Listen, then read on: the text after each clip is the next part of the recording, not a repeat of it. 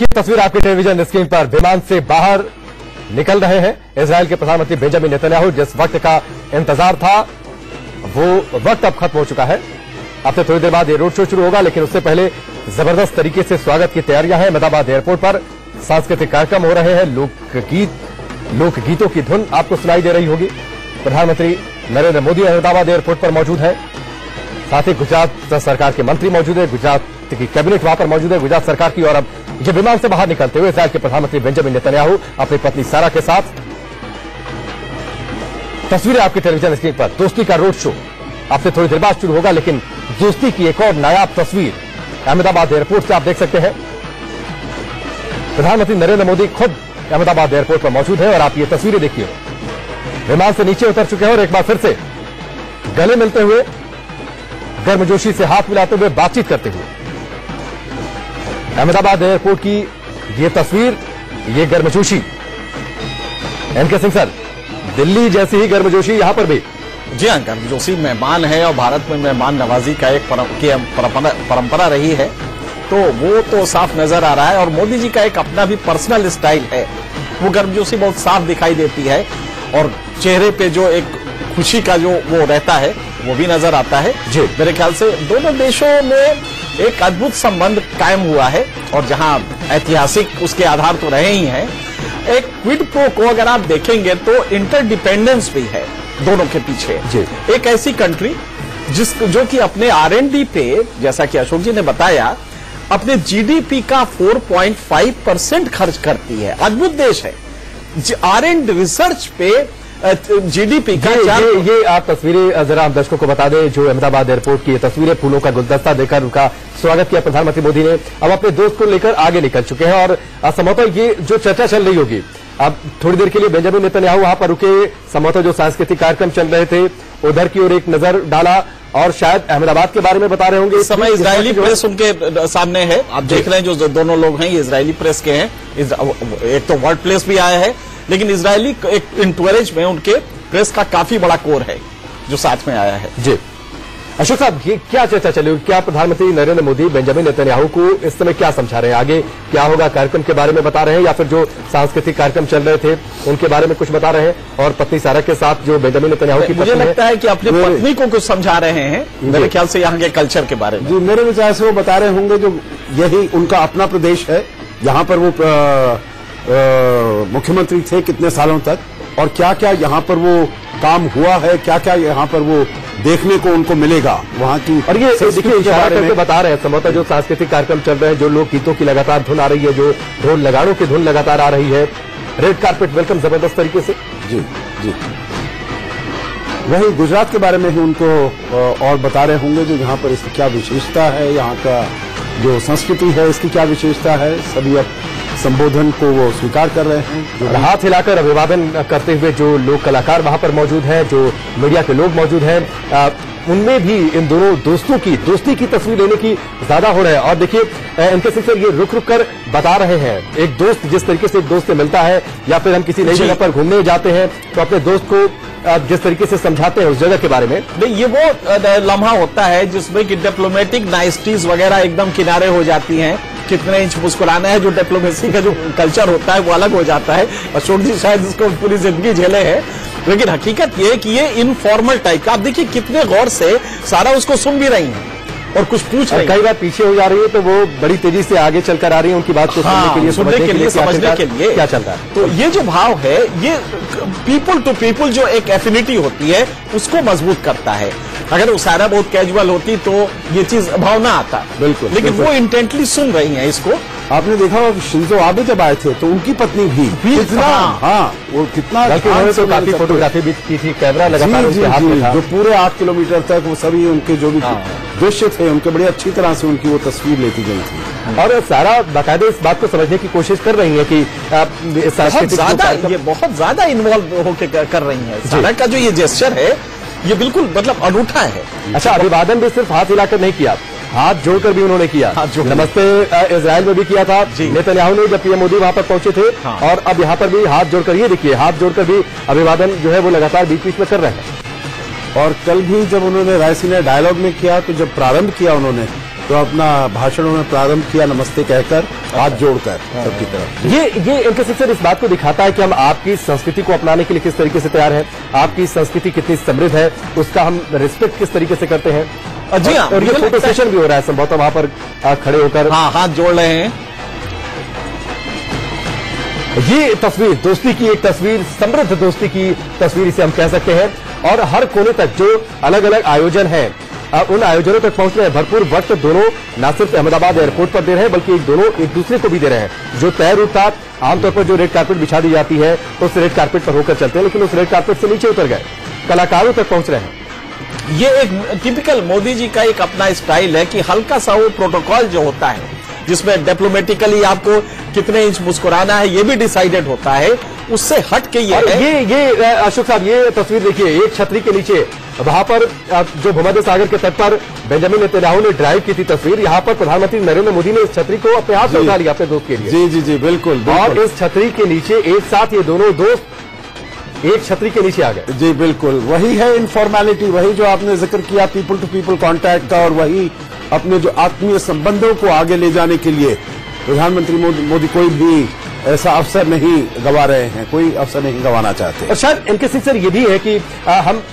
चूंकि इसके बाद सीरियस डायलॉग्स होंगे, बिजनेस पर बातचीत होगी, जो सबसे मेन एजेंडा होगा, तो इस बीच हम अपने आप को इतना फॉर्मल इनफॉर्मल कर लें, आत्मीय संबंध बना लें, एक दूसरे को लेकर इतना कंफर्टेबल हो जाए कि बातचीत बड़े। दरअसल डिप्लोमेसी का भी एक मकाम होता है जहां कि आप बैरियर्स तोड़ते हैं अचानक, और तब जब निगोसिएशन होते हैं तो उसमें जो पर्सनल इनपुट होता है वो काफी मायने रखता है। हेनरी किसिंगर इसके एक्सपर्ट माने जाते थे जी, और जो सटल डिप्लोमेसी उन्होंने शुरू की थी, तो मुझे याद है कि रशिया गए और रशिया में उन्होंने ब्रेजनेव ने खुद ही ड्राइव किया गाड़ी, और 150 किलोमीटर के स्पीड से ड्राइव कर रहे थे। किसिंगर का कहना था कि मेरी तो जान सूख गई कि हेड ऑफ द स्टेट और ये 150 किलोमीटर। ये अब संभवतः अहमदाबाद एयरपोर्ट से बाहर निकलेंगे, क्योंकि गाड़ी तक पहुंच चुके हैं, अपने गाड़ी तक पहुंच चुके हैं। प्रधानमंत्री नरेंद्र मोदी खुद आगे थे, वो आगे सीट पर बैठे हैं। देखिए ये बहुत ही उन्होंने कितना सम्मान दिया है उनको, कितना सम्मान दिया है। नहीं दिया, बल्कि जब जो वहां पर सुरक्षाकर्मी थे, जब उन्होंने गेट को खोला तो खुद प्रधानमंत्री मोदी ने इशारा किया कि पहले आप बैठिए। उनकी पत्नी पहले पीछे की सीट पर बैठी, उसके बाद अब बेंजामिन नेतन्याहू बैठ रहे हैं, और खुद प्रधानमंत्री नरेंद्र मोदी आगे आकर सीट पर बैठे। ये इसको अगर कहा जाए तो मोदी डिप्लोमेसी का ये अनूठा नमूना है कि उस कार में आगे। अच्छा, ट्रैफिक रूल्स का भी पालन कर रहे हैं आप। देखिए तस्वीरों में दिख रहा है कि बाकायदा जैसे प्रधानमंत्री मोदी बैठे उन्होंने सीट बेल्ट भी लगाई। जी बिल्कुल बिल्कुल बिल्कुल। ये हो सकता है आने वाले दिनों में वर्ल्ड की डिप्लोमेसी में एक अच्छा मकाम माना जाए। इस तरह आप प्रोटोकॉल ब्रेक करके पर्सनलाइज करते हैं रिलेशन को। आज हम बार बार क्यों कह रहे हैं, आज पूरे विश्व में कहा जा रहा है ये सब दो दोस्त हैं। ये जो दोस्त वाला है ये देश के बीच में कम है, दोनों के बीच में पर्सनल ज्यादा है, जो कि कन्वर्ट होगा देश के लाभ के लिए। तो मुझे लगता है कि एक डिफरेंट लेवल पे डिप्लोमेसी है जो कि चल रही है। आगे बैठना, अदरवाइज दो कारें होती दोनों अपना निकल सकते थे, दोनों निकल सकते। या आमतौर पे ये होता है कि दोनों तो बहुत ही ज्यादा वो बहुत ज्यादा है ये इनफॉर्मेलिटी और गोइंग, और मेरे ख्याल से बिल्कुल ऐसा मेमोरेबल वो बनाना चाहते हैं, अविस्मरणीय उनके लिए। जी उनके लिए जब वो वापस जाते हैं। एक चीज और भी देखें हमारी जी, नॉर्मली ये होता है कि दोनों हेड ऑफ द गवर्नमेंट हैं, दोनों अपना एक कार पे बैठ गए, सारा पीछे वाली कार पे बैठ गए, यही होता है। लेकिन यहाँ पे वो तोड़ के आगे हम बैठेंगे, पीछे आप दोनों बैठिए, ये पर्सनलाइज जो नेचर है। और आमतौर पर हम लोग जब फैमिली में एक साथ कहीं जाते हैं, किसी ट्रिप पर जाते हैं या फिर ऐसे ही फिल्म वगैरह, तो हम एक साथ बैठते हैं। एक गाड़ी में एक साथ कोशिश रहती है कि गाड़ी में सब लोग एडजस्ट हो जाए। जी बिल्कुल। और यहाँ पर वो इसीलिए सारा को बिठाया है, जो जब आगे वो जाएंगे तो उनको बताते जाएंगे जो आप कहाँ से एक चीज और अशोक, मुझे लग रहा है कि ये वही गाड़ी है जिसमें कि ऊपर का हुड खुल जाएगा, और खुल जाएगा तो ये पीछे से खड़े हो जाएंगे और मोदी जी इस तरफ से अपना खड़े हो जाएंगे। मेरे ख्याल से ये वही कार है जो कि आगे ये भी चर्चा रही थी कि ओपन जीप भी हो सकती है, तो संभवतः गाड़ी बदलने लोग यही ओपन जीप में कन्वर्ट हो। देखिए आप इसका हुड देखिए, मुझे लगता है कि ओपन जीप में ये कन्वर्टेबल है, शायद ये है, ये सनरूफ इसका वो हो जाएगा। जी अच्छा, जैसे आदत मोदी जी की होती है, फुट रेस्ट पे खड़े हो जाते हैं, और वो वेव करते रहते हैं, तो और सारा और वो। अच्छा अशोक साहब, जिस तरीके से अभी एनके सिंह सर जिक्र कर रहे थे, जो बदलाव आ गया है डिप्लोमेसी में, पहले जिस तरीके से हम रिश्तों को आगे लेकर बढ़ते थे, अब हम उतना इनफॉर्मल ज्यादा होते जा रहे हैं। संभवतः इससे ज्यादा सहूलियत होती है डिप्लोमेटिक रिश्तों को संभालने में, आगे ले जाने में, एक नए मकाम तक ले जाने में। देखिए सबसे महत्वपूर्ण, अगर किसी दो देशों के बीच के रिश्ते के संबंधों की हम बात करते हैं, तो उनके जो हित हैं उनका मिलना बहुत जरूरी है। अगर आपके हित मिलते हैं तो उसको आगे ले जाने के लिए ये पर्सनल केमिस्ट्री, इनफॉर्मेलिटी, पर्सनल बॉन्डिंग वगैरह ये बहुत अहम रोल निभा सकता है। परंतु अगर आपके हित नहीं मिलते हैं तो आप कितनी भी ये पर्सनल केमिस्ट्री का प्रयास कर लें, आपके जो संबंध है आगे नहीं जाएंगे। वही मैं बात कहूंगा, देखिए आपके जो कॉरेस्पॉन्डेंट थे मनीष अवस्थी जी, वो कह रहे थे जो शी जिनपिंग को भी यहाँ पर लेकर आए थे। तब मेरे दिमाग में यही बात आ रही थी कि कोशिश तो शी जिनपिंग के साथ मैं उसी को उत्तर देने का प्रयास करूंगा। देखिए शी जिनपिंग जब आए थे यहाँ पर सितंबर 2014 में, तो मोदी जी का यही प्रयास था जो हमारे संबंध अच्छे होने चाहिए और इसीलिए उन्होंने वो अलग कदम उठाए थे उनकी तरफ। परंतु शी जिनपिंग ने उसका जो जवाब है वो ठीक नहीं दिया। उसके बिल्कुल मार्च 2015 में वो गए पाकिस्तान में और वहां उन्होंने अनाउंस किया चाइना पाकिस्तान इकोनॉमिक कॉरिडोर। तो इसीलिए जो हमारे मोदी जी के जहन में जो विचार था वो आगे हम नहीं ले जा पाए और आप देख रहे हैं जो कैसे तलखियत में ये सब गुजर गया है। ये हिस्ट्री रही है। जब नेहरू भी गए थे 1954 में तो बाप रे। चलिए एनके सिंह सर लौट कर आते हैं। दो तस्वीरें फिलहाल टेलीविजन स्क्रीन पर है। अहमदाबाद एयरपोर्ट पर किस तरीके से भव्य स्वागत किया प्रधानमंत्री नरेंद्र मोदी ने बेंजामिन नेतन्याहू का, और दूसरी जो तस्वीर है दोस्ती के रोड शो की अब शुरुआत हो रही है। अहमदाबाद एयरपोर्ट से बाहर निकलते हुए ये काफिला गाड़ियों का, मनीष अवस्थी जी हमारे साथ लगातार बने हुए हैं। मनीष जी, अब अहमदाबाद एयरपोर्ट से यह काफिला बाहर की ओर निकल रहा है, रोड शो की शुरुआत हो रही है। इंतजार में जो लोग सड़कों के किनारे खड़े थे उनका इंतजार अब खत्म हो रहा है। उत्सुकता किस तरीके से लोगों के बीच?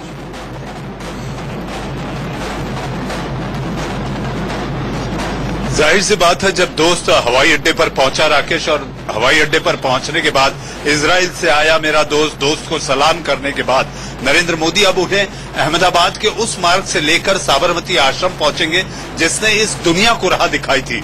महात्मा गांधी के आश्रम में पहुंचकर कुछ वक्त वहां बिताएंगे और वहां बिताने के बाद वहां से आगे वो रिवर फ्रंट की ओर बढ़ेंगे, जहां पे कुछ देर के लिए वो निहारेंगे कि आखिर रिवर फ्रंट का जो नजारा है वो कितना विहंगम है, कितना भव्य है। और यहाँ पर लोगों की उत्सुकता बढ़ती जा रही है। हर पल लोगों की नजरें सिर्फ उसी मार्ग पर टिकी हुई हैं, उसी रास्ते पर टिकी हुई हैं। पलक पावड़े बिछाए यहाँ पर लोग उनके स्वागत के इंतजार में हैं कि कितने जल्दी वो यहाँ पहुंचे और वो एक झलक जिसके लिए वो सुबह सर यहाँ पर बैठे हैं उनकी झलक मिल जाए। तो बस कुछ ही लम्हों का इंतजार और ये काफिला 8 किलोमीटर का रास्ता तय करते हुए, जैसा कि आपने अभी सूचित किया, शुरू हो चुका है। लगभग 15 से 20 मिनट में ऐसा माना जा रहा है कि वो साबरमती आश्रम में प्रवेश कर जाएगा। अच्छा, यही सवाल मेरे दिमाग में था कि अहमदाबाद एयरपोर्ट से निकलेंगे 8 किलोमीटर का लंबा रोड शो, बहुत धीमे तो काफिला चलेगा नहीं। अब जिस तरीके से आपने कहा 15 से 20 मिनट तक चलेगा ये रोड शो, या ड्यूरेशन क्या रहेगी?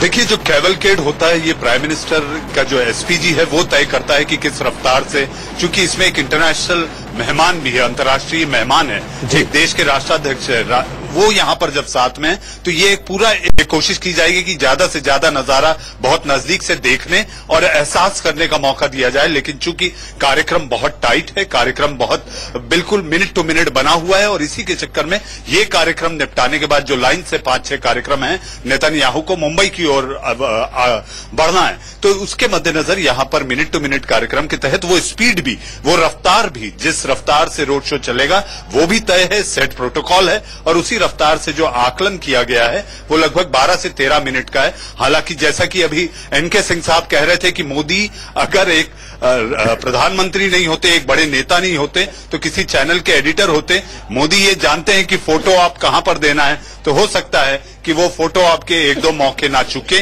और प्रधानमंत्री बेंजामिन नेतन्याहू के साथ फोटो आपके मौके जो आमतौर पर वो देते हैं शायद दे दें। अच्छा, ये रोड शो की जो तस्वीरें आएंगी वो तो दिखाएंगे। एक बार मनीष जी मैं चाहूंगा जो आप किस तरीके से लोग लाइनों में लगातार खड़े हुए हैं, उत्सुकता किस तरीके से लोगों के बीच है, जरा वो भी एक बार तस्वीरें दर्शकों को दिखा दें।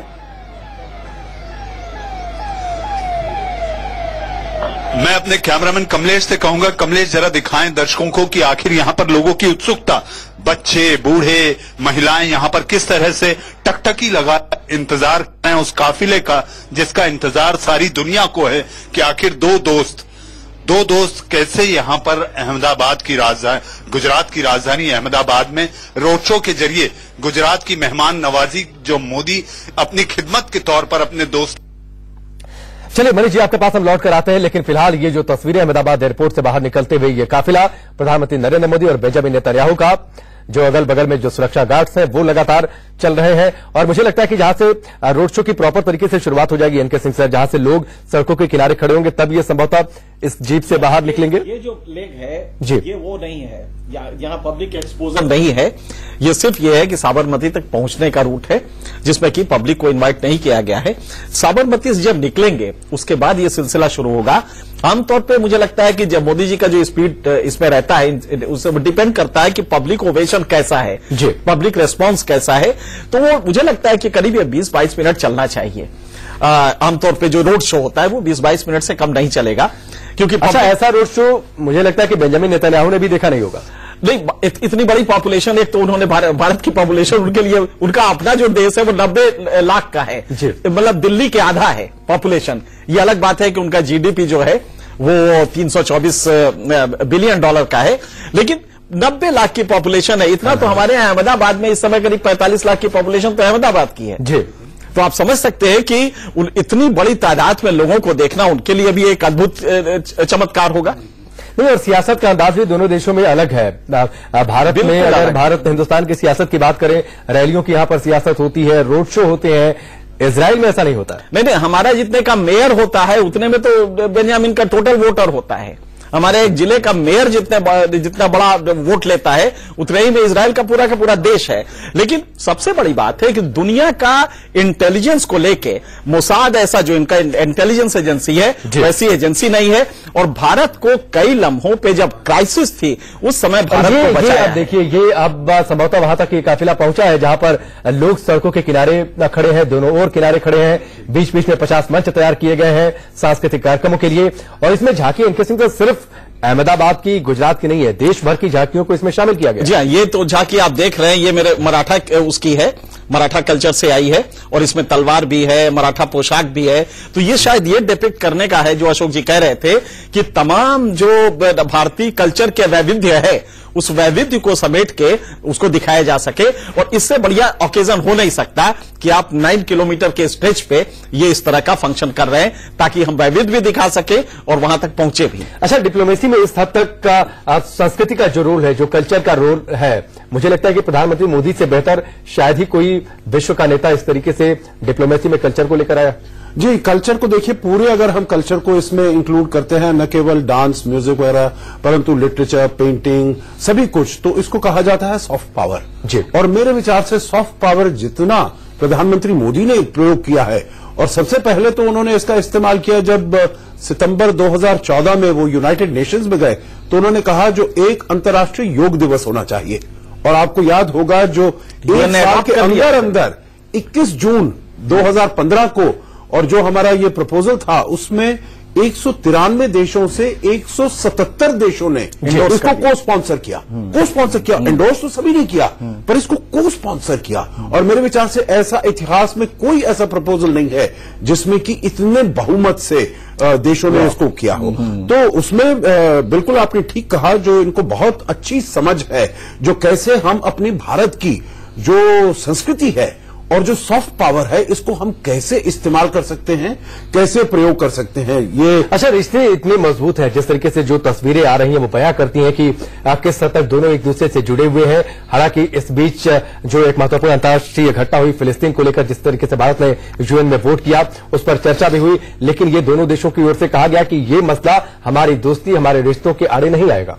जी बिल्कुल, क्योंकि मेरे विचार से दोनों देश ये जानते हैं, जो ये इनका जो रिश्ते हैं, संबंध हैं, ये वन इशू रिलेशनशिप नहीं है, एंगेजमेंट नहीं है, क्योंकि हमारे पास एक दूसरे के साथ संबंध बढ़ाकर ये विन विन सिचुएशन है दोनों देशों के लिए, इजराइल के लिए भी और भारत के लिए। भारत को चाहे एग्रीकल्चर में हो, डिफेंस में हो, काउंटर टेररिज्म में हो, साइबर सिक्योरिटी में हो, इनोवेशन में हो, सब जगह से इजराइल से मिल सकता है। और इजराइल के लिए भारत एक बहुत बड़ा मार्केट है, और उससे ज्यादा भारत के साथ अगर उसकी मित्रता बढ़ती है तो उसकी एक्सेप्टेबिलिटी पूरी दुनिया में, क्योंकि अभी देखिए इजराइल को एकदम जैसे बॉयकॉट किया जाता है, सभी देश बॉयकॉट करते हैं। चाहे फिल्म बनाने के मामले में मैं आपको बताऊं, एक वो मूवमेंट चला है, पैलेस्टाइन ने स्टार्ट किया है, जिसको कहते हैं BDS, बॉयकॉट, डाइवेस्टमेंट, सैंक्शन।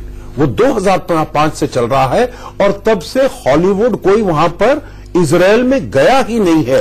हालांकि उनको बहुत अच्छे रिबेट्स और टैक्स ब्रेक्स और फैसिलिटीज मिली हैं, परंतु भारत को वहां पर आमंत्रित करने अच्छा, के लिए फिल्मों का जिक्र किया तो कुछ बातें मेरे जहन में आई। जरा जो तस्वीरें आ रही हैं वो दर्शकों को बता दें कि पहली तस्वीर कैमरा वन के जरिए जो आप तस्वीर देख पा रहे हैं, ये जो खास इंतजाम है सांस्कृतिक कार्यक्रम, लोक कार्यक्रम के जरिए, लोकगीतों के जरिए रास्ते भर में करीब ऐसे 50 स्टेज तैयार है। कैमरा 2 के जरिए जैसे जैसे ये काफिला आगे बढ़ रहा है उसकी तस्वीर हम आपको दिखा रहे हैं, और कैमरा 3 के जरिए जो तस्वीर है वो अहमदाबाद एयरपोर्ट की तस्वीर है जब बेंजामिन नेतन्याहू वहां पर पहुंचे थे। आपने फिल्मों का जिक्र किया, ब्रेक में आप बड़ी एक अच्छी बात बता रहे थे, हैदराबाद हाउस में जब दोनों की मुलाकात हुई थी, फिल्मों का आदान प्रदान हुई, ये बात कही बेंजामिन नेतन्याहू ने, और साथ ही राज कपूर के गाने वहां पर बज रहे थे, इसका आप जिक्र करते, वो जरा बताएं दर्शकों को। देखिए, उस समय ये था जो बैंड प्ले कर रहा था, और पुराने गाने, हिंदी फिल्मों के जो गाने, श्री 420 का उन्होंने ये एक गाना बजाया, इचक दाना बीचक दाना, और जब ये वहां पर हमारे सब इजरायली मित्र वहां पर मौजूद थे,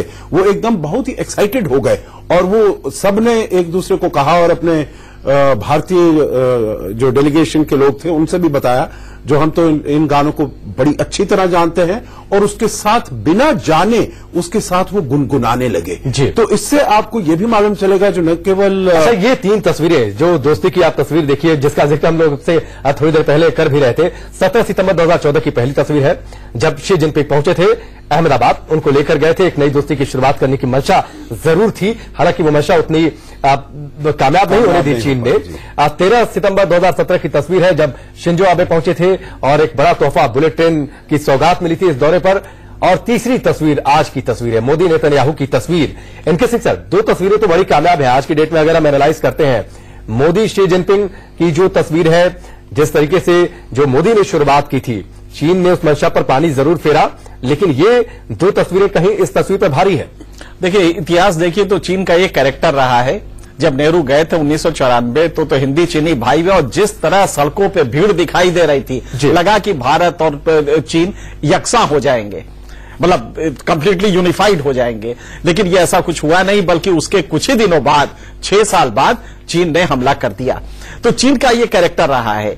जब वो गले मिलते हैं तो आप ये ना समझिए कि वो वाकई गले मिल रहे हैं, क्योंकि उनका पूरा डिप्लोमेसी एक बिल्कुल अलग सेक्टर है और उससे वो हटते नहीं है। रियल पॉलिटिक है।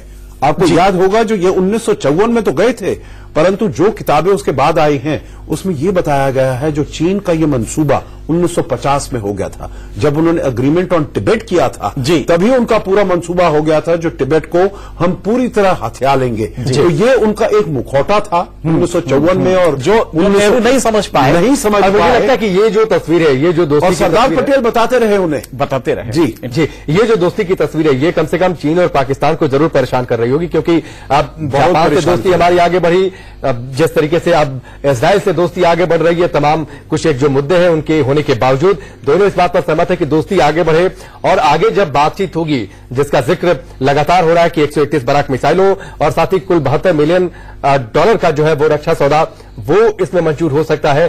तो इन बातों को ध्यान में रखकर, और जिस तरीके से इजराइल ने अपनी सीमाओं की रक्षा की है, अगर वो टेक्नोलॉजी हिंदुस्तान आती है तो शायद जो 2 टेररिज्म काउंटर करने के लिए इससे मुफीद, इजरायली टेक्नोलॉजी से मुफीद कुछ हो ही नहीं सकता।